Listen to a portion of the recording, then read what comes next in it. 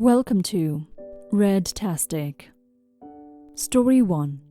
Am I the a-hole for telling my siblings I don't care that both of our parents are dead?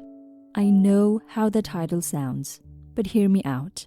I'm the third of 4 siblings, and I had a pretty shitty relationship with my parents. Dad openly disliked me from day one because he believed that I was the result of an affair Mum had. She admits to the affair happening, but denies the other guy is my father. Mum resented me because she blamed me for the problems that belief caused between her and Dad. Neither of them were particularly subtle about their disdain towards me, and I very much felt excluded, like the black sheep of the family my entire childhood. Things took a real nosedive when I was a teenager. Dad developed a drinking problem, and he was a very verbally nasty drunk. I usually took the brunt of the emotional abuse he would hurl out. On occasion, he would go for one of the other siblings, and they could turn to Mum for comfort and they would get it. When I went to her after he had been shitty to me, she would ask what I had done to upset him, explain why I deserved it, or just straight up ignore me. Dad officially disowned me as his son when I came out as gay at 16, and Mum stood by him. I moved out on my 18th birthday and went as low contact as possible. Despite him being the one to disown me first, Dad didn't take kindly to being cut off, and did his damnedest to cause trouble for me afterwards.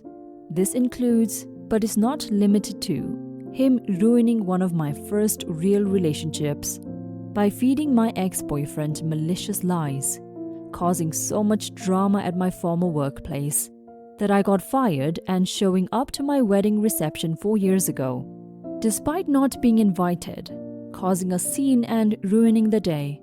Mum again stood by him and took his side through all of this. Dad died of pancreatic cancer 2.5 years ago, and Mum died of diabetes-related complications earlier this year. I didn't shed any tear or go to either funeral because both of them made my life hell. Next week would have been their ruby wedding anniversary. My siblings are arranging a celebration in their honor and asked me to come. I said absolutely not. When prodded for an answer as to why, I said that I don't care that they're dead, so why would I go to a memorial? My siblings are now chastising me that that's a horrible thing to say, and they were still my parents no matter what, and I'm being childish, refusing to let go of the past. Are they right? Am I being an a-hole? You're not an a-hole, OP. It's very easy for people to completely absolve the dead of all the bad they did and pretend they were saints when they were not. I have a feeling this is what's happening with your siblings. They don't remember what your parents did to hurt you, and to them they were perfect parents, especially now that they're gone. I don't think you're an a-hole for not sharing this sentiment. Your parents hurt you and never changed. They never even apologized. It's understandable that you don't want to go celebrate them, OP, even if it's about their death. Now for some comments. Not the a-hole. Why pretend the relationship with them was anything other than what it was? Do your siblings truly understand everything they put you through? It could be that they see everything from your parents' side because they don't know or understand yours. Maybe a talk with them about why you feel this way might help them understand your view. I absolutely loathe anyone who says that parents deserve anything by default, that you should mourn them because they're your parents no matter what. F that. Parents need to earn respect and praise the same as anyone else. And as the late great George Carlin puts it, the truth is, obedience and respect should not be automatic. They should be earned. They should be based on the parents' performance. Parents' performance. Some parents deserve respect. Most of them don't. Period. Not the a-hole. Not the a-hole. You're not obligated to like or spend time with your family. Respect runs both ways, and since it's clear that your parents didn't respect you, I see no reason you should respect or honor them after their passing. Frankly, the fact that your siblings have invited you to this event and are trying to guilt trip you into going is an a-hole move in and of itself.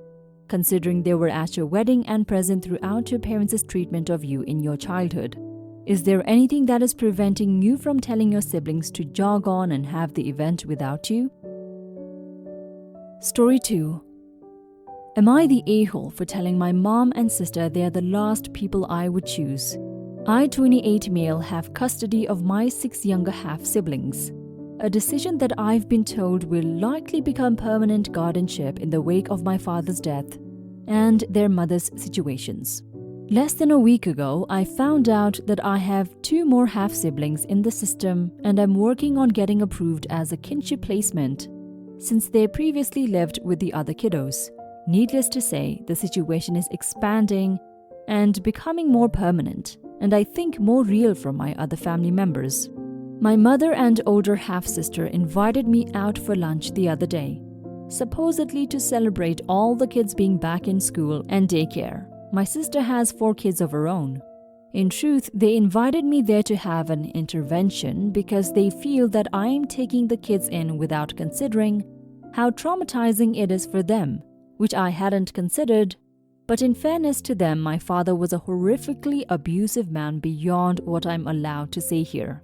And they both said that it was upsetting to be surrounded by his kids, and that I should really consider that before taking in even more of his kids. My mom specifically said, "It feels like you're choosing strangers over us." I snapped. I was admittedly really hurt by the comments and felt blindsided because they've never mentioned anything before. I told them that I am also my father's kid and that they're the last people I would choose. And in this situation, I feel like that's true, but they got mad and stormed out. Family, friends, and my brother-in-law have been blowing up my phones telling me that I need to apologize and that my mom and sister were really hurt by what I said. And my mom and sister texted me telling me not to call unless I was ready to choose my real family. You're not the a-hole, OP. You're helping these kids when you don't have to, and what you're doing is amazing. It's not an easy task. The fact that your mom and half-sister are turning this into being about them is crazy to me. All they have to do is think about how these are little kids who didn't ask to be born or choose the man they were born to, and they will understand how great of a thing this is for them. You're providing these children a chance and a better home than foster care. That's all that matters. If your mom and half-sister continue this manipulation, they're the ones ruining the relationship, not you, OP. Now for some comments. Wait, their issue is how traumatic it is for the adults? I really thought this was going to be about being worried because 6, soon to be 8, kids before you're 30 is a lot, and depending on your situation could become a problem. What a selfish concern to have. They should be immensely proud of you, making a messy, overwhelming situation work, and looking out for your half-siblings. Look out for those kids and keep them away from mom and sis until you're sure they can play nice. Not the a-hole. Absolutely not the a-hole. You are doing an amazing thing already by taking care of your younger siblings, and especially to be willing to take on 2 more. I can't imagine how much hard work that is, but hopefully you find it rewarding too. It sounds like those kids had a horrible start to life, and now you're doing your best to give them a safe and loving home. That is something you should be proud of, and anyone who isn't willing to support you isn't someone you need in your life. Not the a-hole. They have no right to demand this, and you are not choosing one over the other, and if they acted like decent human adults, they would be proud of you. To me, all this screams is that OP was a free babysitter to your sister and spent a lot of energy on your mom. Otherwise, why the heck would they be jealous of abused innocent children? All they see is the person they take advantage of won't be their de facto babysitter and mug anymore. That they might actually have to be responsible for their own life and kids now. Do not back down or apologize. They are the only ones that need to apologize here. Do what's right for you and your siblings, but please be careful not to burn yourself out, as that helps none of you. Follow your heart. Story 3. Am I the a-hole for siding with my parents when they told my sister naming her son after her late husband is not a good idea? My sister Amanda, 37 female, was married for 10 years to Noah.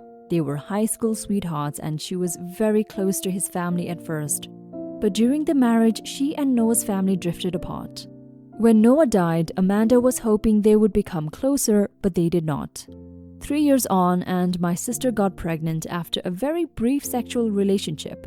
The guy does not want to know her or their son. My sister has said she's glad because Noah was the only guy for her, and no matter who she sleeps with or dates, she doesn't ever want these people. It's just an escape. My sister has this weird idea that she could raise her son almost like he was Noah's son.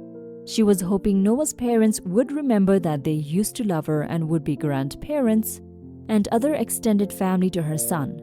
They, of course, were not interested, and so now my sister has decided to name her son Noah in order to win them over. She believes they can't reject a mini-me of Noah even though her son is not Noah's child. And no matter how much she wishes he could be, he can't. He died. My parents spoke up when she announced the name news. They told her it is not a good idea. It's the worst idea. Not only will this not suddenly make Noah's parents want her son, but it's not fair to her son to live in Noah's shadow, in the shadow of a man who isn't his father or a part of his family.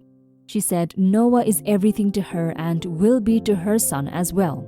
She told me what happened over the phone, told me she couldn't believe our parents. I told her they were concerned and gently suggested she give it some thought, because maybe her son would like a name less connected to her sadness and grief.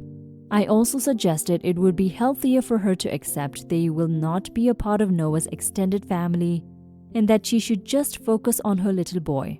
My sister told me she can't believe I would side with our parents, that we are wrong and we should support her and have her back.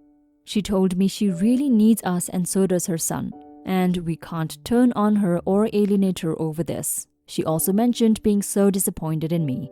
Am I the a-hole? Now for some comments. Not the a-hole. She can claim that you aren't supporting her, but she is wrong. She can claim that you are disappointing her, but she is wrong. All of you having the courage to tell her that she is choosing something that will be detrimental to both her and her future son's life is amazing. She is trying to guilt you into supporting her self-destructive ideas. It's ugly, but it's how she is dealing with her unresolved grief. She needs some serious counseling. Not the a-hole. This is a disastrously bad situation. This is not healthy for that poor baby.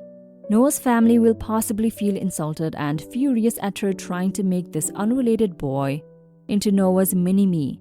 Your sister is potentially going through a very bad mental health time and is incredibly vulnerable. Look up prepartum and postpartum psychosis and keep an eye out for warning signs. It is possible your sister will end up needing an involuntary psychiatric hold sometime between now and her child's first birthday. Good luck. This is not good. Not the a-hole. Amanda is in serious self-delusion right now. If anything, you and your parents need to be even more blunt and firm. It sounds like you're being a little too subtle. She needs to be told that what she's trying to do is terrible, that it's only going to cause pain and grief and unhappiness, and it's a terrible way to bring a child into the world.